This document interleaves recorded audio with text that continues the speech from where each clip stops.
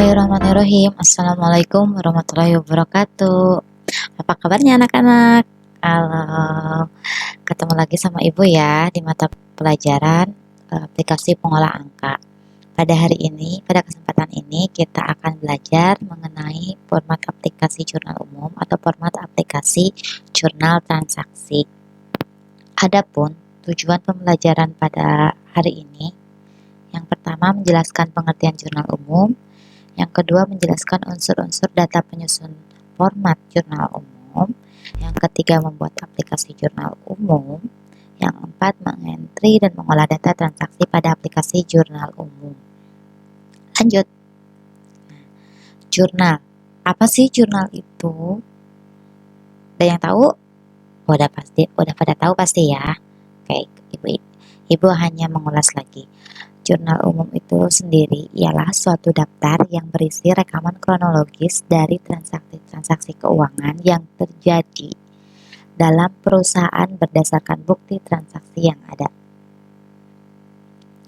Jadi itu jurnal itu rekaman kronologis, pencatatan yang mencatat transaksi-transaksi keuangan, transaksi yang bersifat ekonomi yang mempengaruhi keuangan perusahaan, dasarnya dari bukti transaksi, dari kwitansi, bukti transfer, ya, gitu. Dari faktor penjualan, faktor pembelian, itu dasar transaksinya. Lanjut, format jurnal umum. Yang umum itu seperti ini. Pada biasa ada tanggal, ada kolom tanggal, ada kolom akun, ini ada nomor akun, ada debit, ada kredit. Itu kolomnya yang sering dipakai. Lanjut, gimana sih cara membuat jurnalnya sendiri? Oke, langsung kita ke tutorial ya, untuk langkah-langkahnya. Kita langsung di Excel saja. Oke, ini pertama kita buat dulu neraca saldo awalnya. Kebetulan ini Ibu udah ada daftar akunnya. Kalau udah ada daftar akun, kita langsung buat neraca saldo. Kalau belum ada daftar akun, kita buatkan dulu daftar akunnya ya, di sheet pertama, dan ganti namanya jadi daftar akun. Oke, berhubung Ibu udah ada, kita langsung ke membuat neraca saldo awalnya. Oke, ya, biar cepat, ini kita kopikan saja ke sheet baru. Paste. Di sini kita kasih debit,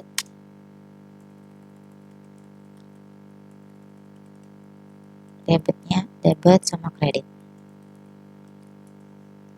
Kas ada 18 juta, kas ada 18 juta. Kita ini rapihkannya di akhir aja ya. Piutang dagang ada 16 juta. Asuransi dibayar muka 750.000. Perlengkapan kantor 350.000.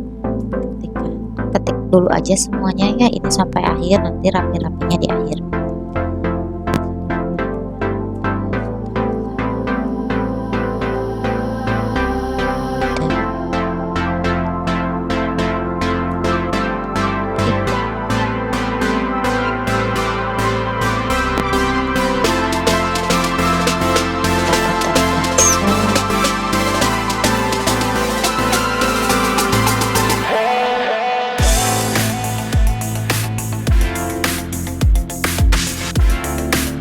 Ini masuknya sesuai neraca saldo yang dicontoh aja ya. Nama sheetnya ya, ini saldo awal ya. Nah, setelah saldo awal selesai, baru kita menginjakan ke jurnal. Ini cara membuat jurnalnya. Oke, kita buat kolomnya. Masih ingat kolomnya apa aja?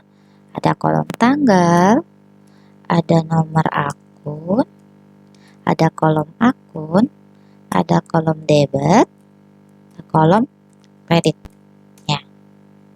Oke, kita kasih kotak. Kalau Ibu suka banget bermain warna, nggak tahu kenapa nih. Oke, oh maaf, salah pijit. Bold. Tadi nama perusahaannya apa? PT Happy.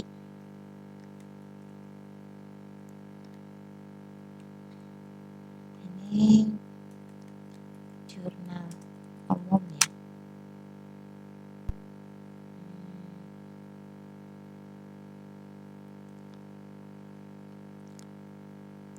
Nah, ini formatnya udah tersedia.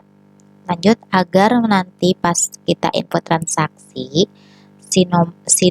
nama akun ini otomatis ketika kita input nomor akunnya, kita kasih rumus. Kita kasih rumusnya VLOOKUP. Masih ingat rumus VLOOKUP? Sama dengan VLOOKUP, lookup value-nya nomor akun, titik koma, tabel arraynya kita ambil dari daftar akun, sebagai acuannya, titik koma lagi, kolom numbernya kolom kedua, sampai ada tulisan NA ini ya, berarti rumusnya udah terganti. Kita drag aja sampai bawah. Oh ya, ganti dulu nama sheetnya ya, biar nggak lupa. Ini nama sheetnya, sheet ini ganti jurnal umum.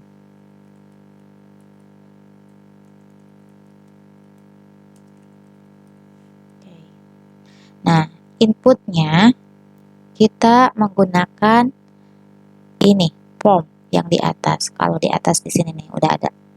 Nah, kita inputnya menggunakan ini. Ada tanggal, ada nomor akun, ada akun. Ini kan akan otomatis jadi NA di sini ya. Ada debit, ada kredit. Kan Ibu kebetulan di sini formnya udah ada. Nah, gimana kalau misalnya di Microsoft Excel punya kalian belum ada formnya?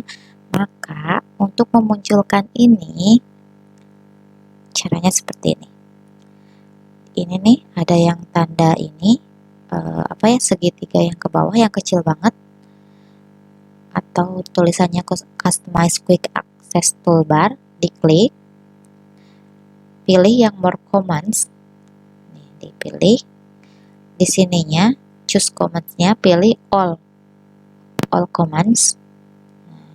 Udah all commands, dicari lah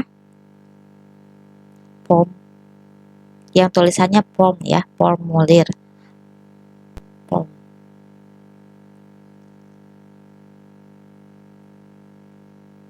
Nah, ini nih form, ada kan? Nih, form, di add, terus di OK. Begitu nanti akan muncul di sini. Jadi ketika akan menginput data jurnalnya, kursornya diarahin di tabelnya, klik lagi, klik form. Nah, coba kita input ya dengan contoh soal yang ada. Oke, contoh soalnya yang mana? Yang ini. Contoh soal. Di sini 2 Januari 2015 dibeli perlengkapan sejumlah 200.000 secara tunai. Jurnalnya perlengkapan bertambah akan dicatat di sisi debit ya, harus diingat itu. Kalau kas berkurang akan dicatat di sisi kredit. Oke, kita jurnal. Contoh 2 Januari 2015 dibeli perlengkapan sejumlah 200.000. Jurnalnya, maka perlengkapan bertambah didebitkan di sisi debit 200.000, kas berkurang di sisi kredit 200.000. Nah, kita buka ininya, nih, formnya. Karena tadi udah diinput ya, tanggalnya 2 Januari 2015, nomor akunnya, nomor akun perlengkapan kantor 1105, kita simpan di debit 200.000. Oke, lanjut yang di kreditnya kita input lagi 2015. Sekarang yang di kredit, akun yang di kreditnya apa tadi? Kas ya. Benar nggak? Kita cek. Benar. Oke, benar kan? Ya. Lanjut ke contoh selanjutnya.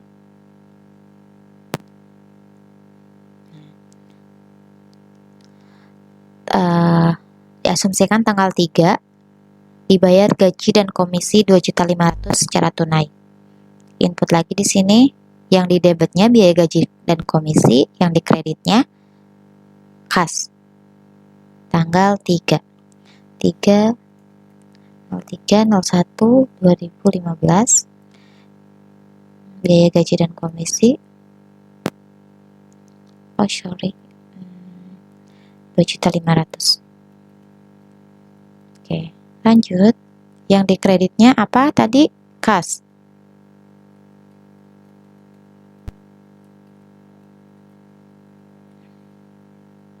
Kas 1101 ya, kalau nggak salah. Beginilah semuanya cara membuat atau cara input untuk jurnal umumnya. Yang harus dihafalkan mungkin pas input itu selain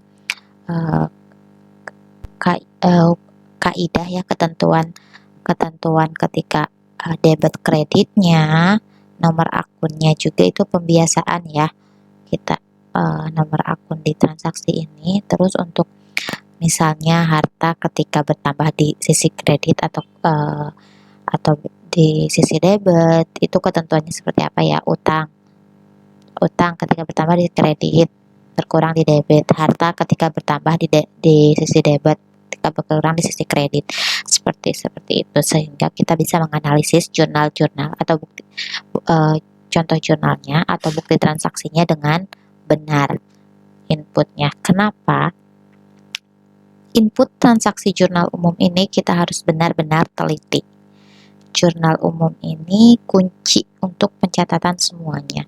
Kenapa kunci? Ketika kita menggunakan Microsoft Excel ini, kita akan hanya melakukan satu kali input.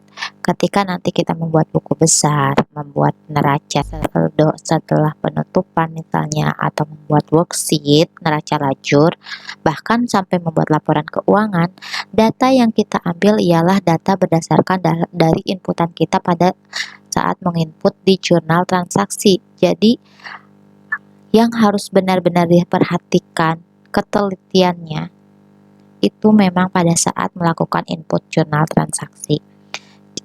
Kita sambil belajar ini kita terus pahami lagi ketentuan-ketentuannya ya. Ketika misalnya yang tadi kas harta utang modalnya ketika bertambah di mana, berkurang di mana, pahami setiap transaksi juga gitu ya sebelum input. Itu adalah kunci dari saat input di jurnal transaksi itu sendiri.